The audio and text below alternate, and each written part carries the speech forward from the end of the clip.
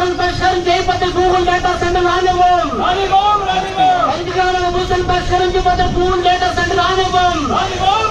వర్ధిల్లాలి పంచగ్రామ ప్రజల ఐక్యత, వర్ధిల్లాలి పంచగ్రామ ప్రజల ఐక్యత, వర్ధిల్లాలి పంచగ్రామ ప్రజల ఐక్యత. హక్కుదారులను గుర్తించాలి. పంచగ్రామాల భూస్వామి పరిష్కారం కాకపోతే గూగుల్ డేటా సెంటర్ రానివ్వం. పంచగ్రామాల భూస్వామి పరిష్కరించుకుంటే గూగుల్ డేటా సెంటర్ రానివ్వం. పంచగ్రామాల భూస్వామి పరిష్కరించుకుంటే గూగుల్ డేటా సెంటర్ రానివ్వం. పంచగ్రామ ప్రజల ఐక్యత, వర్ధిల్లాలి పంచగ్రామ ప్రజల ఐక్యత, వర్ధిల్లాలి పంచగ్రామ ప్రజల ఐక్యత. హక్కుదారులుగా గుర్తించాలి. హక్కుదారులుగా గుర్తించాలి. హక్కుదారులుగా గుర్తించాలి.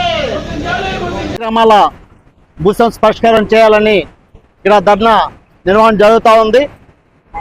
రాష్ట్ర ప్రభుత్వం 2024 ఎన్నికల్లో వచ్చిన వెంటనే ఈ సమస్య పరిష్కారం చేస్తామని చెప్పడం జరిగింది.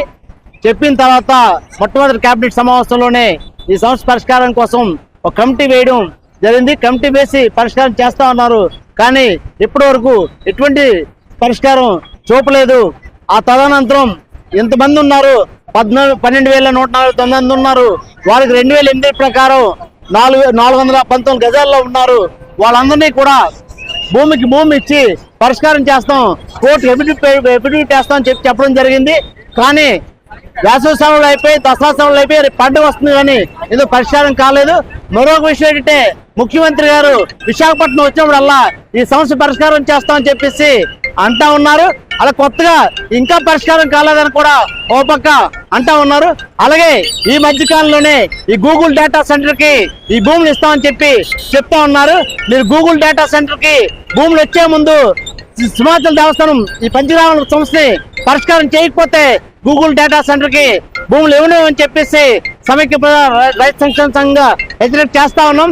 అలాగే మేము 1903 సర్వే సెటిల్మెంట్ ఉన్న రికార్డు ప్రకారం ఇక్కడ రైతులు కానీ ఇళ్ల యాజమాన్య స్థల హక్కుదారులు, ఎందుకంటే అందులో 1785 ఎకరాల్లో రైతులు ఉంది.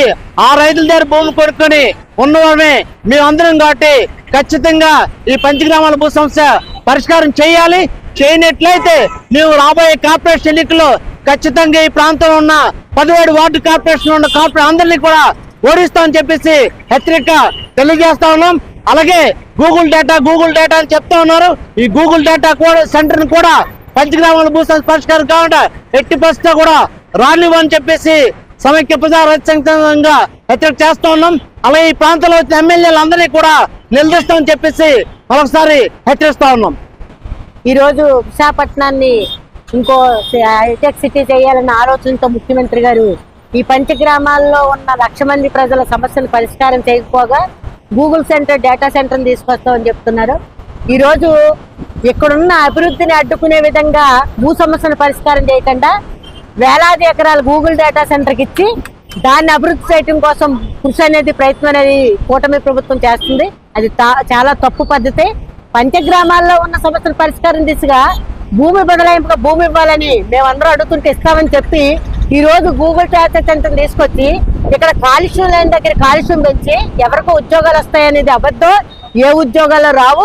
వాళ్ళు కోట్ల రూపాయల ఆదాయం సేకరించడానికే ఈ రోజు గూగుల్ డేటా సెంటర్ తీసుకొస్తున్నారు. పంచగ్రామాల భూ సమస్యను పరిష్కారం చేసే దిశగా ముందుకెళ్ళాలి. లేని పక్షంలో గూగుల్ డేటా సెంటర్ ఇక్కడ రానివ్వు. అదేమి అభివృద్ధికి ఆటంకం కాదు. అభివృద్ధికి ఆటంకం అయిన దాన్ని పరిష్కారం చేయకుండా అభివృద్ధి జరిగే దగ్గర ఆటంకం అయ్యేది గూగుల్ డేటా సెంటర్, దాన్ని తీసుకొస్తామని చెప్తున్నారు. దాన్ని ఖచ్చితంగా పంచగ్రామాల్లో ఉన్న 1,00,000 మంది ప్రజలు కూడా అడ్డుకుంటారు. ఎక్కడ భూమి కావాలో మీరు చూసుకోండి అని చెప్తున్నారు. ఒక్క మాట అయినా ఎప్పుడైనా ఈ 1,00,000 మందికి మీ భూమికి బదులు భూమి ఇస్తాము, ఎక్కడైతే అన్యాకృతమై దేవస్థానం భూమి ఉందో ఆ భూమిని మీరు తీసుకురండి అని ఒక్క మాట చెప్పలేదు. ఆ భూమిని కూడా లాగేసుకోవటానికి ఈరోజు ఈ రాష్ట్ర ప్రభుత్వం ప్రయత్నం చేస్తుంది. గూగుల్ డేటా సెంటర్ అనేది పెట్టడం చాలా తప్పు. విశాఖపట్నం అభివృద్ధి అంటే ప్రజా సమస్యలు పరిష్కారం చేసి వాళ్ళు ముందుకు తీసుకెళ్లేదానికి అభివృద్ధి చేయాలి. కానీ ఉన్న స్టీల్ ప్లాంట్ నమ్మేద్దాం, లేని పక్షంలో పంచగ్రామాల భూ సమస్య పరిష్కారం చెయ్యు, ఇవన్నీ అబోధ కల్పనలు అబద్ధాలు. వీటన్నిటిని కూడా చేసే వరకు గూగుల్ డేటా సెంటర్ రానివ్వని ఖచ్చితంగా చెప్తున్నాం.